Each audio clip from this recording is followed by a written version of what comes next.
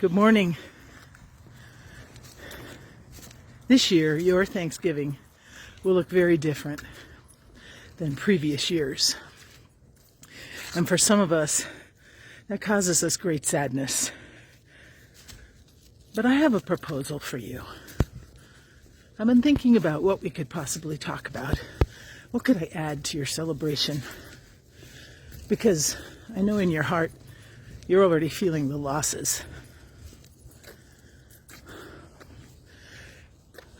Pull up a chair to a window sometime this holiday, the next few days.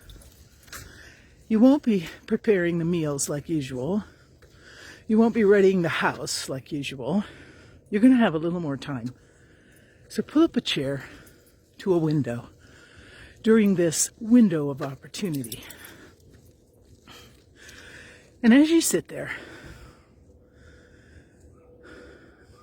take a moment, whether you write it down or you're just recalling in your mind, all of the things that happened this year that you are not grateful for.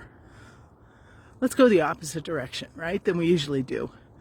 Many of our families celebrate Thanksgiving by going around the table and asking everyone to share one thing they're grateful for. Well, let's go opposite. Let's look at all the things you're not grateful for. Seriously, make a list, verbalize the list, articulate each of the losses, all of the things that have caused you wrenching pain or frustration or heartache this year. List them, all of them. Dig deep. Pull them all out of your head, out of your heart, out of the deepest recesses of your mind where you've tried to be brave and strong. Pull them out and articulate every one of those things you are not grateful for. And picture there in front of you the divine gazing at you with immense love.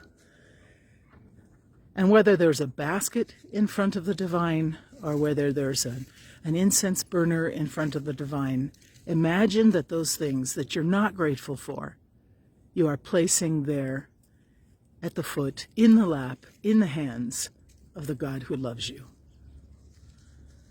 Each one, as you articulate it, you let it go. Now that's the key, right? You have been storing this stuff up all year long. You've been carrying it in your head and heart. And for many people, it's led to a deep, deep sadness, a depression even. Feelings they've never felt before in their lives. Articulate everything that you're not grateful for.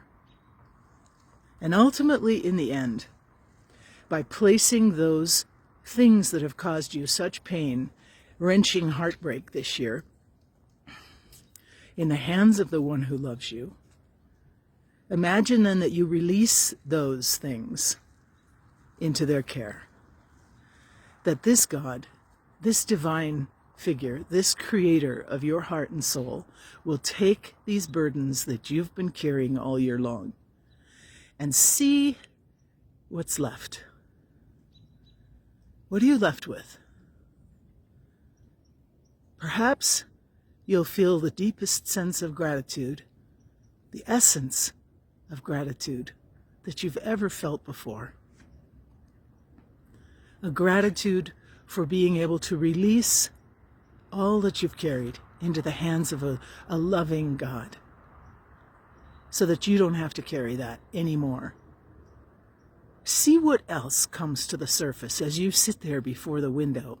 Whether you sit before the beauty of creation or whether you sit in an inner city, there is beauty to be found and something to be grateful for. So start for what is just killing you this year, for what there's no gratitude for, and end. I'm not going to tell you what's there.